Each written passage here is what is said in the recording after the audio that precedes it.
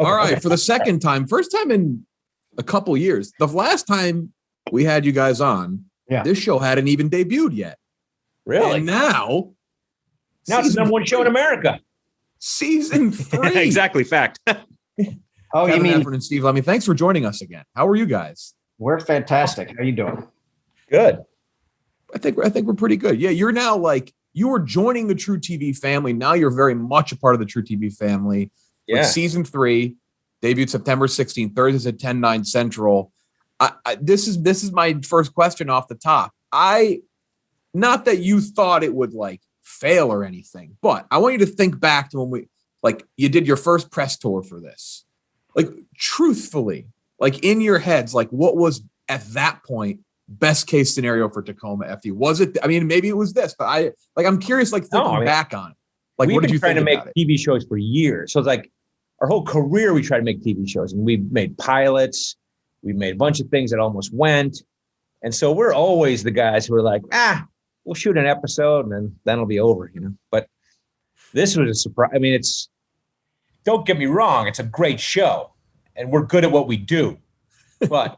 Heffernan and you always expect the worst is what it comes down to, Heffernan and I have gotten, our film career is wonderful. It is wonderful, but we have gotten screwed in TV land in the most creative ways. We one time had an offer. We went in and we pitched a TV show. We got a massive offer that was way higher than our quote. And we were we were in a diner because we had a few more pitches that day. We were pitching a few more networks, and our manager called up. He's like, boys, take the rest of the day off. It's never going to get as good as this. We just sold this thing. You sold it in the room. And we were so we had to separate because we were at the same table on our cell phones. And so I was up at the front of the restaurant and Kevin was at the table. And I came walking back to the table all cocky. And the waiter was like, would you guys like some dessert? We were like, we would like some dessert. And, ordered some dessert. And then we started, we were on the movie schedules, figuring out the 3 movies we were going to go knock down in a row, and we were circling them and doing. And then an hour later, our manager called back and said, this is unprecedented, but the network has pulled the offer. And then nothing happened from it. Unprecedented though. That's a cool little, that's a feather in the cap. It's unprecedented movie. Yeah, but to go 3 seasons, I mean, it's amazing. It's great. I mean, we didn't expect to go 3 seasons.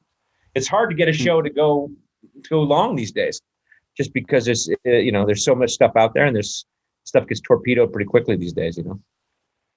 Yeah, and I mean, you guys started last season. You're ranked top 5 in comedy series. You're getting a ton of positive feedback from fans, from getting tons of views. You're getting positive feedback even from critics too. Which I feel for you guys, you always every movie that's in your guys' previous filmography and all of that. I feel there's a very common theme in that people really like them. People who watch them really like them. Critics that dump on them because they dump on everything that there is in existence. And they've always had a solid return. But this, you really have the numbers to back up. I think all of your content in this. And I feel I'm assuming this is a great feeling for you guys, right? Because you have you have the real body behind this. You have a full movement of really positive feedback with it. Yeah. No, it's been great. And it's funny because we, in the first season, the network was we don't want any, no emotional content, just jokes. And we were great. That's exactly what we want to do too. But in the pilot episode, we had a moment between Kevin and his TV show daughter that was a page of heartfelt dialogue. And the network was no, cut it way down. And we cut it down to 4 lines. And they were nope. And we cut it down to 2. And they were nope. And so we still shot it and kept it in. And that was the thing that the reviewers latched onto. They were the Broken Lizard guys, the Super Troopers guys are doing the show. And it's even got heart. And that was the thing that made them think we had finally grown up a little bit. Also, you got to learn those things that they'll latch onto, right? There's no reviewer in the world that is going to give a good review to a movie called Beer Fest. No way. True. They jeopardize their careers if they did that, right? Except the New York Post, they always hook us up. Oh, right. But that's the thing though, is I could go walk, we're in Manhattan right now. I could go walk down the street 99% of the people will probably know Beer Fest. None of them are going to be like, oh yeah, I watch Shape of Water. You know what I mean? Like that's the weird thing. That's a phenomenon. You kind of you can pick which thing you feel better about. Personally, I think I feel better knowing that like so many people, regular people, love these movies, right? Or love even Tacoma FD, stuff like that. Yeah, and it's weird for us too because when we live in LA, and when you're in this town, it's kind of very industry driven, right? So we're not like big industry guys, and we're not on the tip of everyone's tongue in the industry. But when you go out in the world, there are people who love your movies. When we would go around do stand up, were the times we really get a sense of that there are people out there that are fans of yours, and that's that's evidence of that. You know what I mean? I would say the most absurd movie title to positive review like ratio was probably like Hot Tub Time Machine. And that's still like 63% approval rating on Rotten. Oh, shit. That stars John Cusack, who just had a massive argument about baseball fandom with one of our coworkers. Yeah. So I know. I like that. I thought he held his own. Who did? Okay, wait. Who do you? I thought Cusack held his own. Oh, well, here's the thing. He did. When this happened, I thought about Lemme because Lemme is a guy from New York City, and he promotes himself as a Giants fan and a Jets fan. Giants fan and Jets fan. And he gets a lot of shit for that. And I think that's where Cusack was running into. And I think Lemme can associate with where Cusack was feeling that. Yeah. I mean, when I was a kid, we didn't have we didn't have all the football games. We had the local football games. And we had the Giants and the Jets. And the Giants were usually good. The Jets always sucked. But we weren't just going to turn off the TV after the Giants game. And so, my friends and I, we'd watch both games and we'd joke about it. We're like, oh, the Jets are the little brother. They're the JV football team. And even, we had the sack exchange of Mark Gastineau and Joe Klecko. We were still like, those guys are good. The team still sucks, but like, whatever. And then all of a sudden they became good. They had Testaverde, they had the tuna. And it was like, our whole lives we've been watching both teams. We're like, hey, the Jets are fucking good. And we're rooting for them, like legitimately rooting for them and the Giants too. And it's just the way it is, like they are the little brother who's all grown up. They still suck. They still always suck. But don't you think that's what Cusack was going through, right? Yeah. And that's legit. And it's like like the Rangers and the Islanders, ice hockey, they always had a rivalry. Those teams hated each other. The fans would fight each other. They would fight each other. That was a real fan rivalry. There was nothing like that with the Giants and the Jets. There was really nothing like that with the Yankees and the Mets either, or the Knicks and the Nets, frankly. So it's like, when people like take this stand, I'm like, your stand is bullshit. Your stand, that's Team Cusack. That's a paper stand. It's like, first of all, who gives a fuck? It's not like I'm like, I like the Yankees and the Red Sox. And I've seen people who do that, and I'm like, that's bullshit. This is yeah. Thing. I'm on Cusack's side. What about you guys? Where did you come down?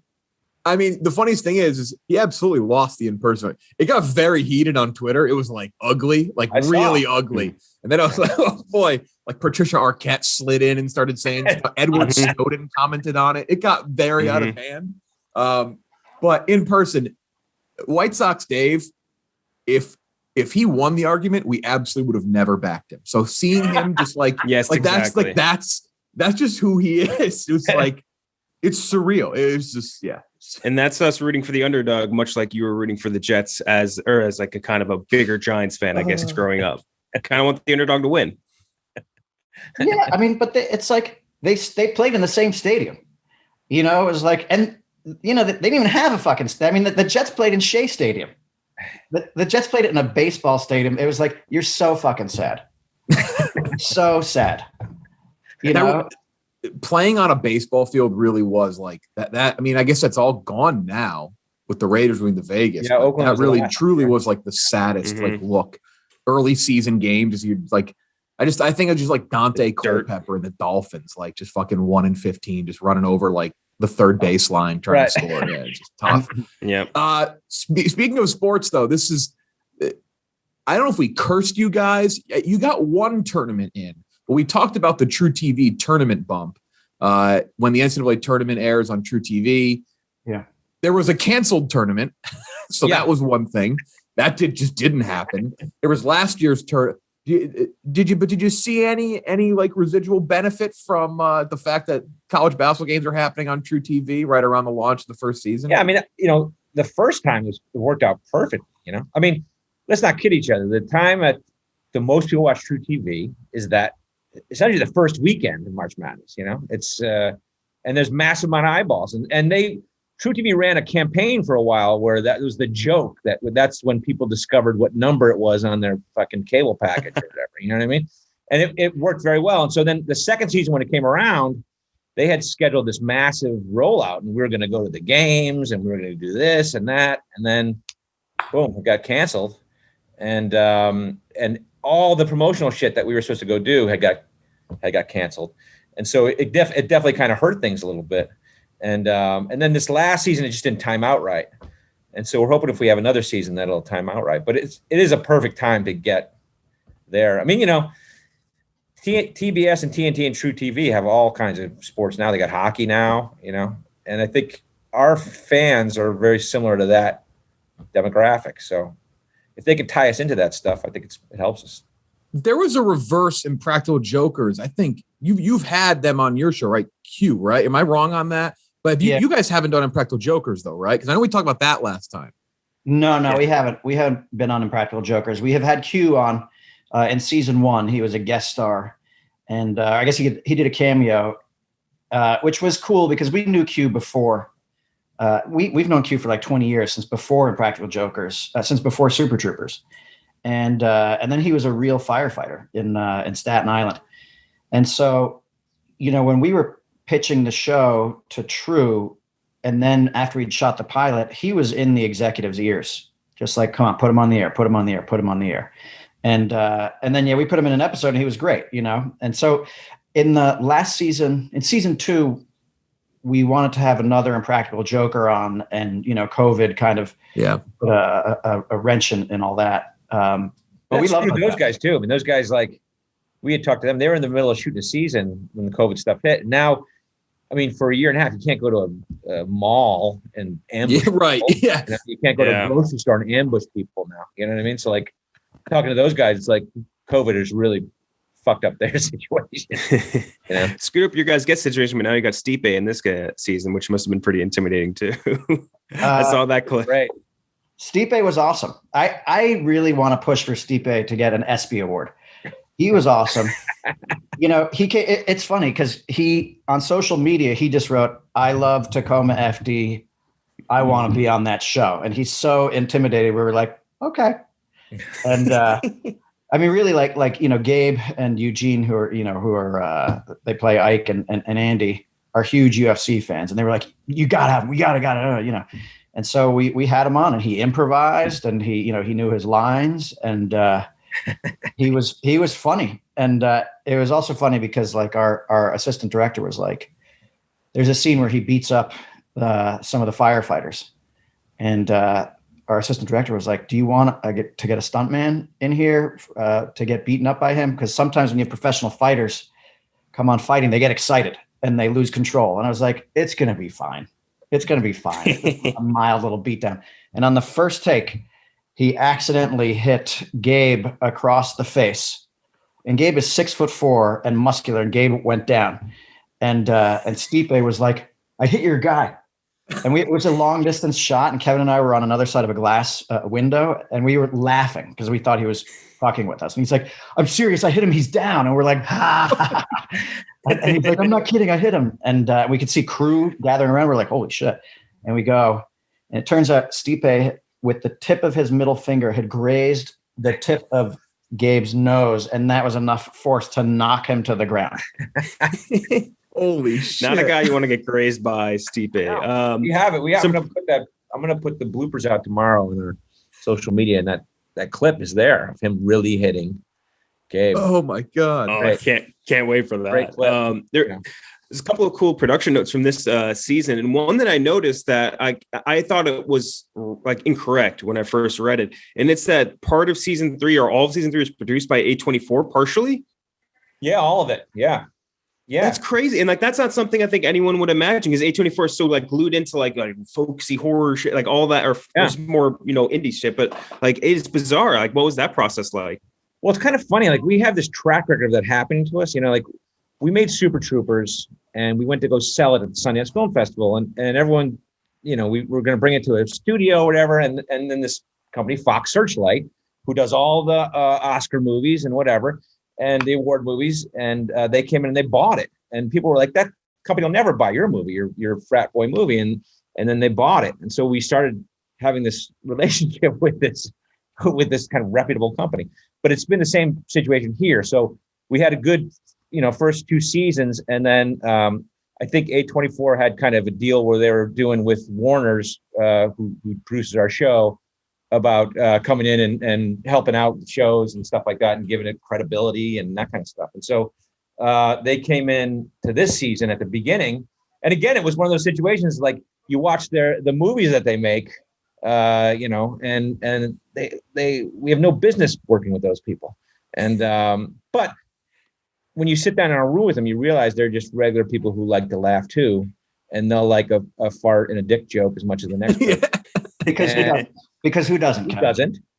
Well, and the New York Times doesn't. The New York Times doesn't, Kev. A great relationship with them. And now we're talking about, potentially doing some other things with them or whatever, but it's a really kind of funny marriage that we have with this very reputable company.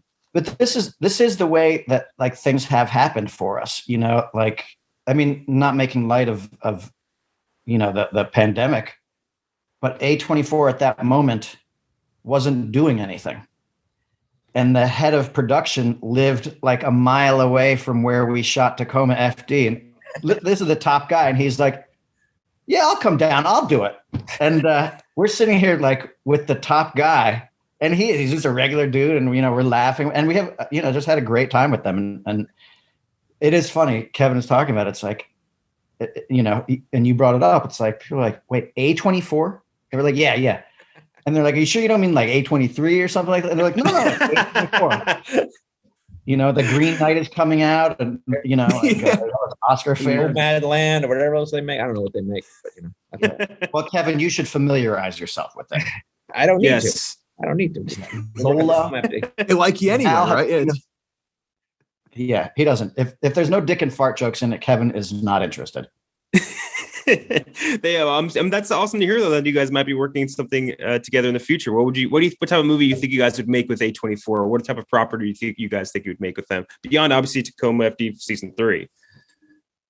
I don't know. I mean, we kind of talked about, if there's like more Tacoma type projects to do, or if you make a movie out of it, or just kind of loose talk or whatever. But, it seems like they enjoy working with us. So I think that there's an avenue there for us to obviously, they're very much in the movie world, and, we would probably go in that direction with them if we could. They've got some crazy shit though. I mean, Uncut Gems, A24, they have that new movie coming out, Red Rocket, with Simon Rex, who people say is fucking insane in it. So yeah. Mm-hmm. No, and that's the thing too. It's like, even I knew A24 was reputable, but they had all these movies that they had filmed and then, or acquired and didn't come out. And now they're just banging them out one by one. I'm like, Jesus. And then there are things that I'm like, oh, I want to see this movie. I put it on A24, and I'm looking at my wife. I'm like, that's my. when my friends over there. When you're holding the Oscar statuette in a couple years for like screenplay or something, we'll remember. Yeah. This is the conversation we'll remember. Yeah. Thanks. Yeah. That's not happening. The network won't even submit us. They won't even consider submitting us for like an Emmy. Yeah. And the campaign is built in. We keep saying it's an Emmy for Lemme, and let's fucking do this. That's free. That's free right there. They don't do it. They won't do it.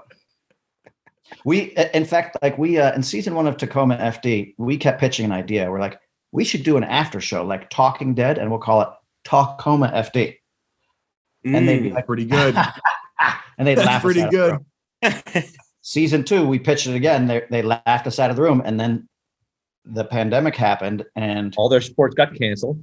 Baseball, NBA basketball, the tournament got canceled, and we were talking to them, and we pitched them. We're like, we got something for you, Tacoma FD. And 20 minutes later, they greenlit it. And then this season, now that they're back on track, we were like, can we do that again? They're like, go fuck yourselves. Speaking of talking, one of your guys' coworkers, Eugene Cordero, is so funny. He was obviously recently in Loki, and he was like a scene stealer. People loved him as Casey in Loki. Right. Were you guys trying to grill him on set at all and be like, "Hey, can you tell me what's going to happen in the next episode? Hey, can you tell me what's happening in Marvel?" The funny thing is, like, he finds himself in the middle of all these amazing projects, and not just Mandalorian, Loki, right? Mandalorian too, right? Yeah. So he's in the Mandalorian in the previous season, and we were trying to get information out of him, and then he was in Loki, and we're trying to get information, and he was down there, like they flew him down to Atlanta, and he was shooting down there right before we started, but he wouldn't tell us he wouldn't tell us the name of his character, he wouldn't tell us anything, fear of lawsuits, he wouldn't tell us. Mm-hmm. But that gives us joke about that. Gives a little credit. We whenever we interview like a Marvel star, we always joke because we always have to ask like the leading question, like, "Oh, is that gonna happen?" And like they're always like, give the very political or polite answer to like brush it off. We always joke around Kevin Feige's right off screen with the shotgun pointed right at their face, and it's just like they can't answer, obviously. Which is probably true. I mean, they probably is. We talked about it last time, though. I mean, Kevin, you played a character I do recall gets the shit beat out of them in a Marvel property. Right? I am in the Marvel universe, yeah. Yep, but exactly. Yep. Somewhat forgettable. I'll take something bigger. If they got it. But I thought you did a great job, Kev. Movie debate. Since you two are men of humor, I'm curious on debate. This was in our office recently. It's definitely a generational thing, but I'm curious your take. It was a heated debate because our office is like very much mostly young people in their 20s and then people late 30s, 40s. And the debate was, so it's like a huge gap. And the debate was best comedy movie of all time. Okay. And it came down to Airplane versus Superbad. Which, yeah, I'm angry already. But I'm just curious, Snap take on that. I'm just curious where you stand. I imagine I know, but I'm just curious where you stand on that. I think those questions are stupid, frankly. They are, but that's why we have a job, Yeah. But it's like, I get so annoyed with, it's like they do that too, like best sports movie of all time. And they're like, The Sandlot versus Caddyshack. And people are like, Sandlot, no doubt. I'm like, go fuck yourself. I'm on that side with you. Yes, I am. Yes. Or even they'll be like best baseball movie. Hoosiers anyway. Best sports movie. So here we go. But it's like yeah, it started. Or more broad question. What would your pick be? Top comedy movie? I know it's an impossible question, but like if you were like you can't work another day in your I don't know, maybe you don't want to, but you can't have your TV show ever again unless you tell me your best comedy movie. Here's my thing. These are questions for the dumb. These are questions for the dumb. It's chumming. How we get paid. No, it's like it's the puppet master. Like you can get into a fight about anything on the internet with anybody, and it's hostile immediately. Yeah, John Cusack apparently. Yes. Yeah, best comedy of all time. I don't know. I mean, but I would probably go. Airplane. I mean, Superbad is a more sophisticatedly made movie these days, obviously, only because Airplane was made in 79, 80? What was it? I don't even know. 70s, but I know in that age group when I was when I was a little kid seeing Airplane in the movie theater, I was like rolling on the ground, But I also was rolling on the ground when I saw Porky's in the movie theater too. So, but my favorite comedy, kind of always has been Spinal Tap. I love Spinal Tap. Oh, my favorite comedy of all time. Yeah. But, the thing is, like, the reason why we are right and the younger generation is wrong is because, but I actually mean this totally. Because, like, I remember I was dating a girl who was a few years younger than I was, and Spinal Tap was on TV. And I was like, holy shit, it's Spinal Tap. And she and her friends, I was with them, had never even heard of it. Yeah. And that's I watched it with my kids recently and they didn't get it. So. Yeah. But they also didn't grow up when that music was also like, kind of prevalent. Yeah. But my point is that we have seen all the comedy movies and they haven't even heard of some of these movies, And so it's like, I can speak to Spinal Tap and they can't, they haven't even seen it. Right. Yeah. A majority of lines up with the idea that young people are idiots. That too. Well, a lot of people in our office haven't even seen like Blazing Saddles or like anything Mel Brooks, and like they're like, I really love this. You Don't Mess with the Zohan. That's my favorite movie, and it's like it's very hard to. It's a difficult conversation to have. Well, I think in this day and age, what you really have to look for in an opponent or a person that you're going to debate with is their ability to be open-minded and to be empathetic. You know, as soon as you start speaking to the person who's like, I'm not budging, it's like, well, then there's no point. You know, isn't that what you just did with Superbad? Well, no, I'll have the conversation with somebody, but it's like, let's talk about the different elements of it. You know, like Superbad has more heart. Airplane has no heart. Right. Comedy, I want to laugh my ass off. Right. But when I was a kid, I laughed my ass off at Airplane. I really loved Superbad. Yeah. But like, you know, so I would talk about those kind of things. Sure, but you also laughed your ass off the first time you saw Jackass in the movie theater. I did. And to the point where I was like, I don't think I can laugh this hard. Right. I don't think I'll ever be able to laugh. I've never laughed this hard, but like I laughed incredibly hard as a kid at the Holy Grail. Yeah. And I laughed as an adult at Dumb and Dumber. Yeah. You know, and, you know, Superbad, I laughed a lot at. But it does, you know, it's like, It doesn't matter. You know, there are so many great comedy films. And, you know, which one made me laugh more? Airplane made me laugh more. Team America World Police. Fucking great. That made you laugh. I saw that with you. Laughed my ass off. Right. Laughed my ass. Actually, I say the hardest I've ever laughed at anything. And I would say the hardest, I'd say in terms of like media, TV, movie, I'd probably put Arrested Development for me, number one. But of anything that I've watched, like paid to see, speaking of Team America, the Book of Mormon is probably the hardest I've ever laughed in my life. Like watching something performed or like movie TV. It was. Well, then it brings up another point. It's like music, like which singer's voice speaks to you personally. You know, like Kevin and I, those guys, you know, Trey and Matt, they have our funny bone. They've just got us. Like Kevin and I, we got our hands on Cannibal the Musical back in the VHS days, back before we had made Super Troopers. And we watched the opening scene. We kept rewinding it and kept rewinding it. I mean, Kev, how many times did we watch that opening? Yeah. Laughing our asses off. Most people haven't even seen that movie, right? So that was their kind of student film. Yeah. But so we've, you know, but that first South Park movie is fucking phenomenal too. I laughed my ass off at that first South Park movie I saw. And Team America, when we saw that, I remember we did a thing where, like at the Laugh Factory, where Broken Lizard hosted a night where we would each show a couple of clips, our favorite clips from comedy movies, and one of the clips I showed was the sex scene from the Team America thing, the unrated version where, you know, she shits on her.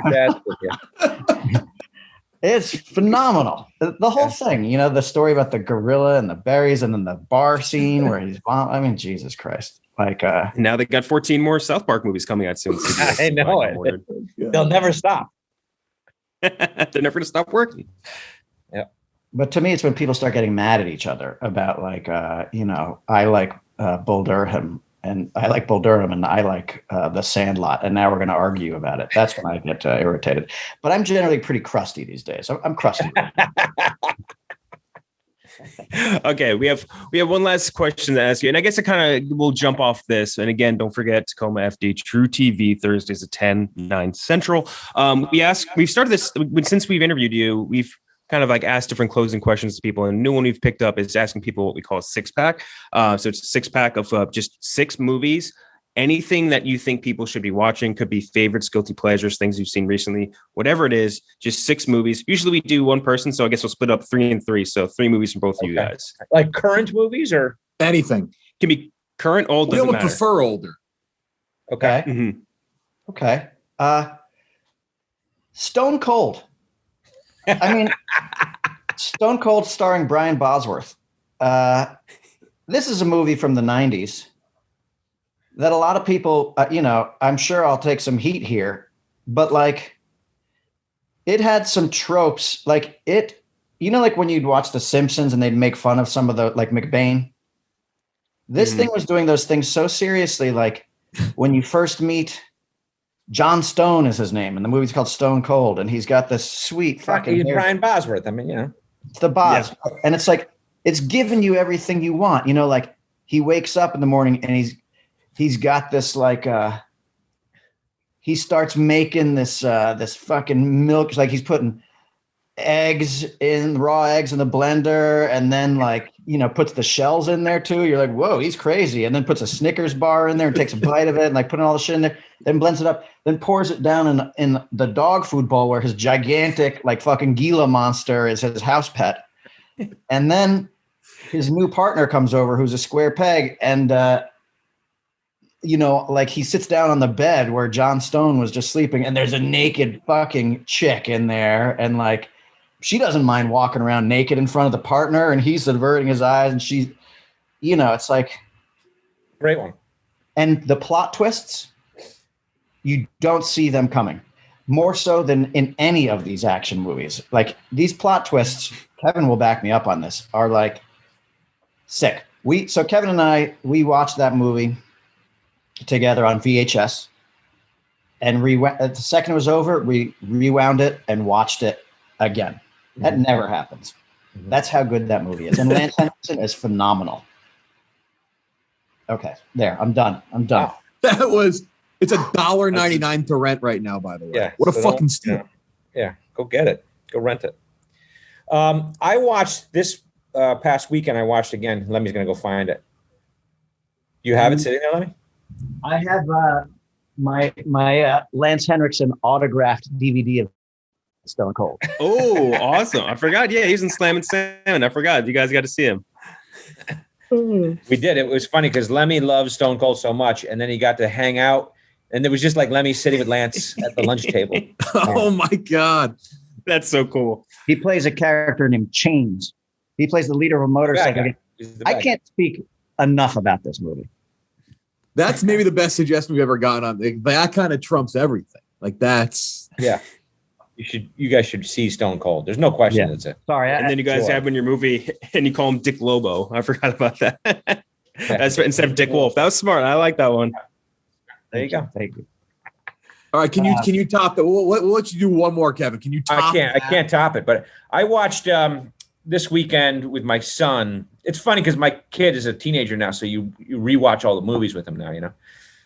We watched The Revenant this weekend, and I liked that movie a lot when it came out. But when you watch it now, you're like, holy shit! The stuff that's in there is jaw dropping. That thing where he gets mauled by the bear. My kid, had never seen anything like that. He's 13 years old, and I looked over, and his head was under the pillow, and he would look up. And, the bear thing happened, and we paused it, and he was like, Dad, I don't think I can watch the rest of the movie. That was too disturbing for me. We went through it, but there are moments in that thing, the opening fight, the bear thing, the riding the horse off the cliff, that you don't see in movies. And and it just has a great feel to it. So I don't know. I rediscovered The Revenant this past weekend. I think it's a fucking great movie. We just back to back you with Will Poulter. Yeah, who was in that movie.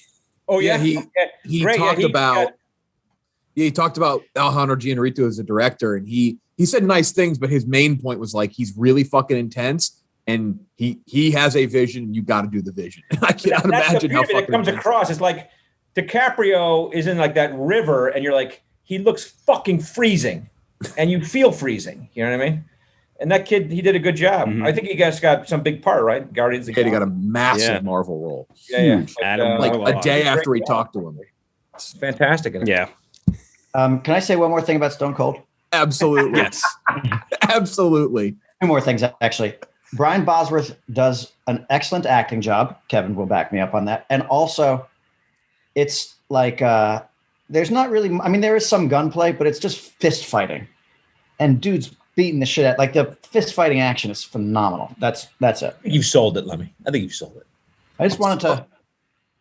We're going to hammer Stone Cold really hard now on every pod. That's just going to be what we do now. I'm just going down the wiki of the character names in this. Six Pack, Smokey, Big John, AWOL, The Whip. These are great names. That's the senator. Biker gang. Yeah. Thank you so much for joining us, guys. Tacoma FD, Thursdays, 10/9 Central. And then coming to 8/24, Stone Cold 2, The Return of Bosworth. It's going to be... That's a great idea. It's a great idea. It's going to be something. Thank you so much, guys. Thanks, all right, guys. Thanks, guys. Good talking again. Thanks, fellas. Take care. Fun.